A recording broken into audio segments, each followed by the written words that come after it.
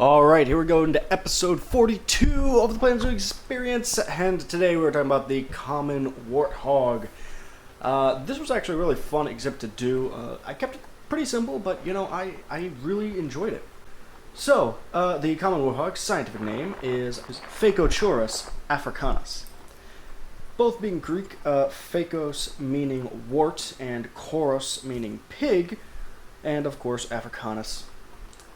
Do I need to explain it? So there's four subspecies of the common warthog: the Nolan or North, the Eritrean, take a guess on what country they're found in, the Eastern or Central, and then the Southern. They take up the vast majority of the African continent as a whole, with the exceptions being the more extreme areas of the deserts and jungles. Before we get too much into it, let me discuss what we're doing here in the exhibit. So we're going to have a small waterfall leading into a little stream that will open up into a pond, and that is going to be the viewing area. It's going to be sort of a wood deck to look out over the exhibit. Now, the general dimensions of the warthog: it is roughly 25 to 33.5 inches tall, and the males can weigh anywhere from 130 to 330 pounds, while the females are slightly smaller at 99 to 165 pounds. Now, the warts on their face are actually bone protrusions that the males will usually use pretty much in combat situations, usually, as we all know, trying to get the ladies. Now, the females do have them, they're just less pronounced, and they are, for all intents and purposes, simply a part of the skull that stick out, yet are still covered by the skin. Now, the tusks of the warthog are actually very interesting. I didn't realize this. They are more than just your average canines, like many animals are. They are actually ivory, just like that of the elephant, which means, to a lesser extent, they are a part of the ivory trade. But obviously, bang for your buck, elephants tend to be the target of choice. Now, they're omnivorous animals. While they are mainly grazing, eating grass, tubers, fruits, all those sorts of things, which they tend to do by kneeling down in a very goofy appearance. They are also known to eat pretty much whatever they can get, whether it be eggs, small animals, mostly invertebrates and reptiles, or even carrion if it can be found. Now, they are burrowing animals, which is why we are going to eventually add one into the exhibit, and while they can dig their own, they are known to quite often use aardvark burrows, which we had discussed long ago in the first episode of this series. Now, before diverging a little bit too far off the subject, when it comes to the biomes, yes, the tropical biome is fitting. However, the common warthog does not enjoy the dense jungles that we may find some of the other African species like the bongo or okapi. So keep that in mind when making an exhibit.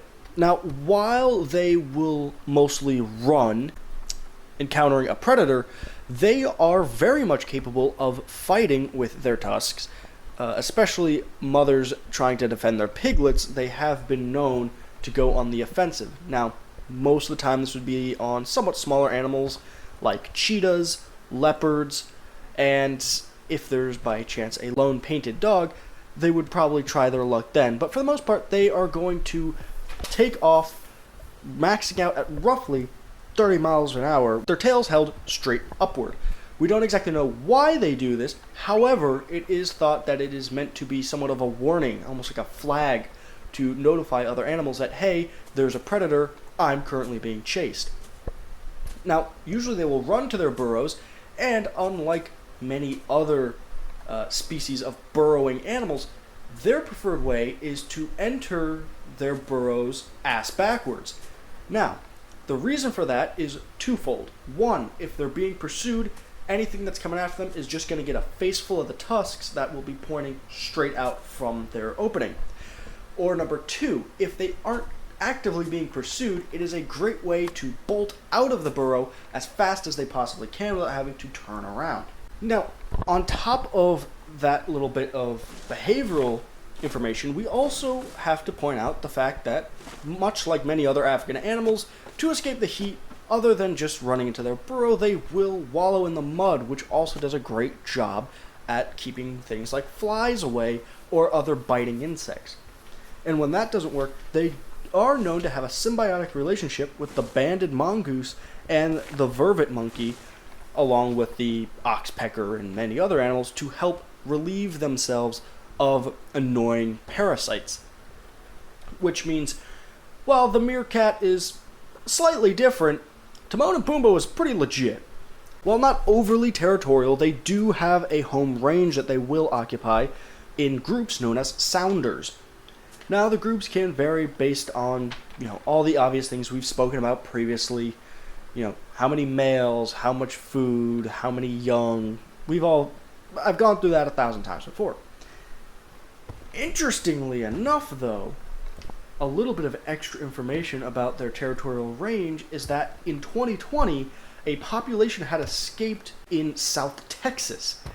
And while they've been found mostly just in the counties of La Salle, Demet, McCullen, and maybe in Duval, they have been reportedly seen in other counties.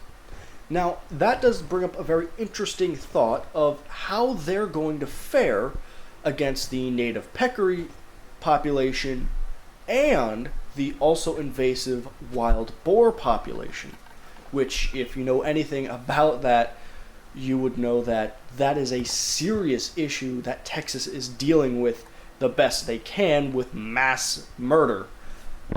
Justifiable mass pig murder. This one time. So, to see how it would compare against the other two in South Texas is quite an interesting thought, and we'll have to keep an eye on that to figure that end out. Now, instead of something as recent as 2020, let's jump back in time and get an idea of when the warthog came to be. Well, unfortunately, we're a little bit lost. So, the first ever pig, first swine known in history, had evolved in Southeast Asia, and the warthog probably evolved in Africa proper roughly 4.4 million years ago. Now, why do I say that? Well, it's quite simple. If you look at some of the ancient extinct species, for instance, the quote-unquote giant warthog, also known as Metrodiochorus, was around only in Africa roughly 3.4 million years ago. Now, even though it's called the giant warthog, there was one larger, which, from what I can tell, is the first known species of what we would consider a warthog. And that was Notochorus, which most likely weighed somewhere around the 990-pound range, which is actually the same as the ancient ostrich I spoke about in the last episode. Now, again, this was also only found in Africa, which leads to the idea that that's just the native range of the warthog. Moving on a bit in history, there isn't a grand deal of cultural significance when it comes to the warthog that I could find. Now, of course, I'm sure they had their places in many native cultures of Africa, but unfortunately, it's kind of hard to find information about that. If you have any good sources, please leave it down in the comments when it comes to cultural influences of African animals specifically. Plenty of information about Native American, European, and East Asian. I struggle a lot with Africa. I don't know why. But that's going to lead us to jump to modern interpretations. And we can't talk about the mighty warthog without discussing the A10 Thunderbolt, or as we all know it, the A10 Warthog. Now, I wanted to know why it had the name Warthog. I mean, it seems a little obvious to some of us, but, who knows? Maybe there's something different. And the idea is pretty much exactly what I expected. The famous of the A10 resembled that of the grunts of a warthog. But I also found something very interesting. The A-10 Warthog was created by the aircraft company of Fairchild, while the gun itself was made by General Electric. Yes, I know. The plane itself was made by Fairchild, and many Fairchild aircraft are actually named after hogs, starting with the F-84, which got the name the Hog. Along with that, the F-84F being the Super Hog, and I don't know how this was used up so soon, but the F-105, the Ultra Hog, which sounds badass. Though doing this research, it does make me wonder, since how the A-111 is known as the Aardvark, I'm starting to think that they like naming close attack aircraft after burrowing animals because all the mass graves they plow through the battlefield. Maybe? Could be? Is it a coincidence? I sure hope not, because that's pretty funny. And of course, I must speak about, probably, at least for me, the most influential cultural impact the term warthog has to be. And that is, of course, the M12FALRV. But I like to call it the Warthog.